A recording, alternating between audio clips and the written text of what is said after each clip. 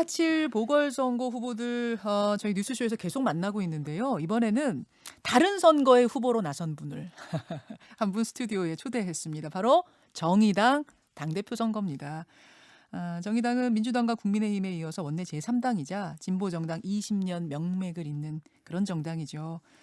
그런데 전 대표가 불명예 퇴진을 하면서 그야말로 최대 위기 상황을 맞고 있습니다. 과연 이분이 정의당의 구원투수가 될 수 있을까요? 정의당 당대표 선거에 단독 출마한 분 여영국 전 의원 오늘 스튜디오에 나오셨습니다. 어서 오십시오. 안녕하세요. 오랜만에 뵙습니다. 네. 여영국 전 의원 하면 아직도 누구셨지? 이런 분들이 계실지 모르겠어요. 네. 근데 그 홍준표 의원이 경남지사 하실 때 진주의료원 폐업 때문에 단식 농성을 여 의원이 하셨고 시의원 때 도의원 때 네. 맞아요. 홍 지사가 그 앞을 지나면서 개가 짖어도 기차는 간다. 그 이야기 들으셨던 그분이죠. 네, 그렇습니다. 이렇게 얘기하면 쏙 기억을 하실 거예요. 바로 그분입니다. 이제 그분이 그 전에 진짜 홍준표 의원하고는 여의도에서 부딪히신 적 있으세요? 전혀 얼굴을 한번 못 봤습니다. 이제 당대표 되면은 국회 당대표실이 생기기 때문에 마주치실 일이 있겠는데요. 뭐 아무래도 그런 일이 안 생기겠습니까? 무슨 얘기 하실 거예요? 잘 계시냐 해요. 인사드려야죠. 잘 계시네요. 아무튼 도의원에서 시작을 해서 고 노회찬 의원 지역구 국회의원을 거쳐서 이제 당대표까지 하게 되셨습니다. 감회가 남다르실 것 같아요. 아무래도 당이 좀 굉장히 어려운 상황입니다. 그래서 좀 당원들도 그렇고 저도 그렇고 뭐 이번 선거는 뭐 처음에 이제 여러 번 나올 맞아요. 출마할지도 준비를 하다가 네. 다 함께 이제 마음을 모은 이유는 그만큼 당 상황이 절박하고 또 간절하고 이런 당원들의 마음을 좀 하나로 좀 모았기 때문에 제가 스스로 이제 이 당이 이 힘든 상황을 헤쳐나가기 위해서 이제 비상대책위원장으로서 역할을 자임하겠다. 이렇게 하고 선거를 하고 있는데 선거를 하면 할수록 그 절박함이 좀 더 와닿습니다. 그렇습니까? 네네. 이 선거를 치르면서 여러 당원들 만나보셨을 텐데요. 네네. 어떤 말들이 들려서 그렇게 절박하게 느끼셨어요? 우선 한 분이 뭐 비슷한 뭐 이야기들 많았는데 저한테 문자를 하나 보내오셨어요. 네. 선택의 기로에서 어떤 선택이 최선의 이게 아니라 제가 죄송합니다. 지금 준비를 많이 해오셨어요. 예, 오늘 하고 예. 싶은 말씀 많아요. 이 순간에도 고삐를 힘겹게 잡고 있지만 이 끈을 놓아버릴까 갈등합니다. 하면서 마지막으로 견뎌봅니다. 제발 포기하지 않도록 정당의 당원님이 자랑스럽도록 굳건히 당을 잡아주시기 바랍니다. 이 당의 당원님이 자랑스럽도록 부끄럽지 않도록 네, 단단히 해달라. 그 마음이 아마 당원들 전체의 마음으로 저는 인식을 하고 있습니다. 조금 이제 불편한 질문인지도 모르겠습니다만 이제 정의당의 애정을 가지고 드리는 질문이라고 이해를 해주시고요. 네네. 무슨 얘기냐면 정의당의 존재감이 예전 같지 않다. 이런 얘기들 많이 들려요. 네. 이유가 뭐라고 생각하십니까? 뭐 솔직히 말씀드리면 조국 사태 때 정의당의 보인 모습, 과연 정의당은 누구를 대변하고 있는가? 라는 국민의 질문에 오답을 내었습니다.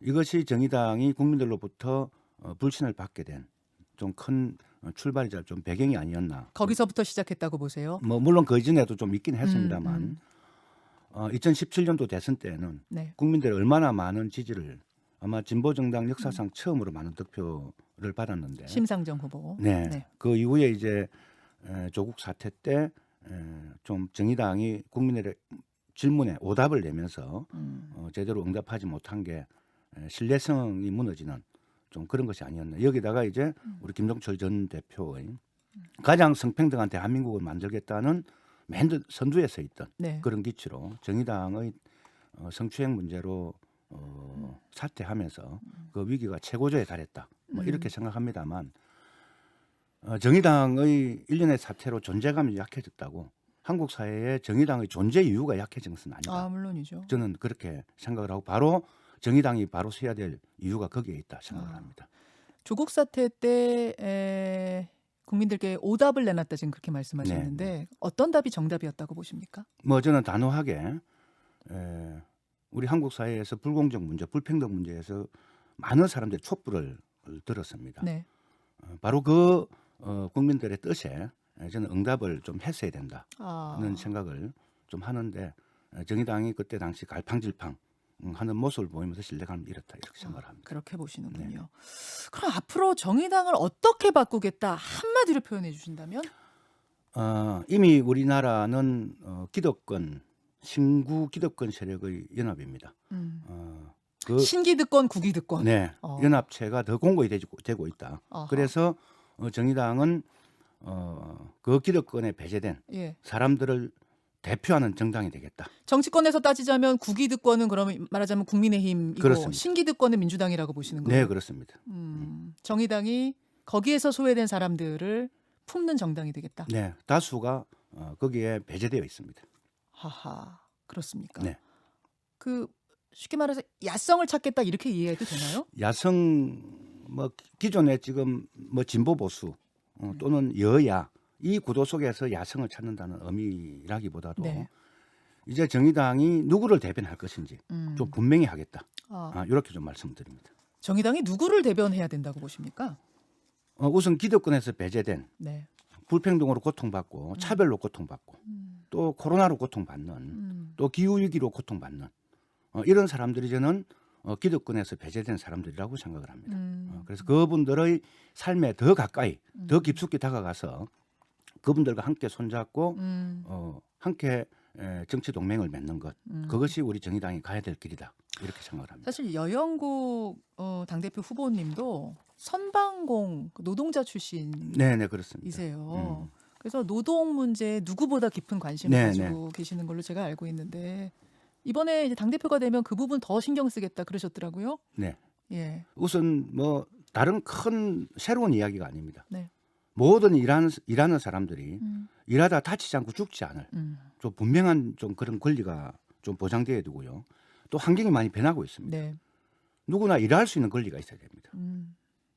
맞아요. 또 많이 이제 최근에 이제 노동 환경이 많이 바뀌면서 노동법 사각지대에 수많은 사람들이 더 확대되고 있습니다. 예. 라이더 노동자, 배달 노동자, 네. 택배 노동자 이런 노동자들이 노동법의 전혀 적용 바깥에 있는데 모든 일하는 사람들이 노동관계법의 보호를 받을 수 있는 그런 좀 방향으로 알겠습니다. 가야 된다는 생각입니다.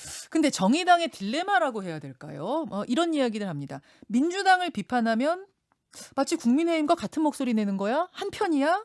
뭐 이런 댓글들이 막 붙어요. 이거 네. 어떻게 생각하세요? 만약에 촛불을 들면은 박근혜 정부의 탄핵에 촛불을 들면은 민주당 편이고 문재인 정부의 실정을 비판하면 국민의힘 편인가? 정말 악의적인 프레임이라 생각을 합니다. 말하자면 이분법으로 딱 나눠서 그렇습니다. 네 편, 내 편 딱 갈라서 보는 이 진영 논리에 문제가 있다고 보시는 네, 거군요. 그렇습니다. 예, 그러니까 말하자면 세상만사 다양한 스펙트럼이 있는데 우리 사회는 딱 네 편 아니면 내 편 이렇게 갈라서 한쪽으로만 붙어라라고 강요하는 거 그게 문제가 있다고 보시는 거예요. 그렇습니다. 예. 자, 그러니까 정의당은 민주당도 아니고 국민의힘도 아니고 정의당만의 소신으로 가겠다는 이야기를 지금 계속 밝히고 계시는데 네. 지금 정부 어떻게 보십니까? 지금 정권의 어떤 상황들 어떻게 보세요? 문재인 정부는 촛불 정신으로 불평등한 세상에 분노하고 불공정한 세상에 분노한 촛불의 정신으로 집권을 했습니다만 네. 바로 그런 정신에서 너무 멀어져 있고 국민의 먹고 사는 문제, 삶하고 너무 동떨어진 지금 정치를 하고 있다. 이런 좀 생각이고 이미 그런 점에서 이제 앞서 말씀드렸다시피 민주당은 이제 개혁 정당의 이미지보다는 좀 기득권 세력으로서의 이미지가 더 강하다. 계속 지금 신기득권 얘기하고 계세요. 그렇습니다. 뭐 저는 그 결정판이 가덕도 신공항이라 생각을 합니다. 가덕도 신공항이요. 문재인 정부가 야당 시절에 4대강 사업을 얼마나 많이 비판을 했습니까? 예. 그런데 이제는 다른 것으로 포장을 해서 이제 가덕도 신공항을 특별법까지 만들어서 두 정당이 담합해서 그걸 통과시켰습니다. 담합이라고 지금 표현하셨어요. 그렇습니다. 그래서 이제 신구 기득권 세력의 연합이 더 공개해주고 있다. 이렇게 좀 보기 때문에 이제 민주당과 과거에 뭐 이중대 소리까지 비아냥거리는 소리까지 들어가면서 어떤 뭐 때로는 좀 힘도 실어주고 했는데 물론 뭐 민주주의 과제나 뭐 이런 것은 같이 또 손잡을 건 손잡고 네. 또 해야 되지만 이제는 정의당이 대변해야 돼. 그 지점을 분명히 하겠다. 노동 환경 뭐 이런 문제들 그렇습니다. 말씀하시는 것 같아요. 네네. 지금 보궐선거가 이제 코앞으로 다가왔는데 정의당은 보궐선거에 후보 안 냈잖아요. 네. 그렇죠? 지금 판은 어떻게 보고 계세요? 누가 돼야 된다고 보세요? 우선 너무 노골적인가요, 질문이? 정의당 입장은 어떠세요? 또 양당 중에 입장을 강요하시는 것 같은데 아니 편하게 말씀하십시오. 뭐 정의당이 후보는 출마 안 시켰지만 예. 정의당이 가진 가치마저 불출마한 것은 아닙니다. 음. 저는 그런 점에서 보궐선거 원인 제공을 한 더불어민주당이나 또 한국 사회 지금 불평등 문제나 코로나를 얼마나 힘들게 살아가고 있습니까? 예. 양당 모두 이게 대한 비전은 아무도 제시 안 하고 있습니다. 오로지 개발 경쟁만 하고 수도권의 이 집중되는 현상 때문에 얼마나 지방이 힘들어집니까? 이런 좀 수도권을 규제해서 균형 발전이라는 이런 관점에서는 아무도 이야기를 하지 않고 있기 때문에 두 당 다 50보 100보다 50보 100보다. 이렇게 보기 때문에 두 당 다 저희 정의당은 지지할 수 없다. 하하. 알겠습니다. 네. 알겠습니다. 아직은 후보시고요. 네. 그렇죠? 언제 최종 결정이 되시는 거죠? 23일 날 아마 저녁 6시 이후에 네. 최종 결정이 될 것 같습니다. 최종 결정이 되고 당 대표로서 다시 한번 모시도록 하겠습니다. 오늘 고맙습니다. 네, 고맙습니다. 정의당 당대표 후보로 단독 출마했습니다. 여영국 전 의원이었습니다. 김현정의 뉴스쇼는 청취자 여러분의 참여로 이루어집니다. 트위터, 페이스북, 레인보우 게시판, 그리고 단문 50원, 장문 100원의 유료 문자 샵 1212, 우물정 1212 통해 참여하실 수 있습니다. 김현정의 뉴스쇼, 여러분과 함께 만듭니다.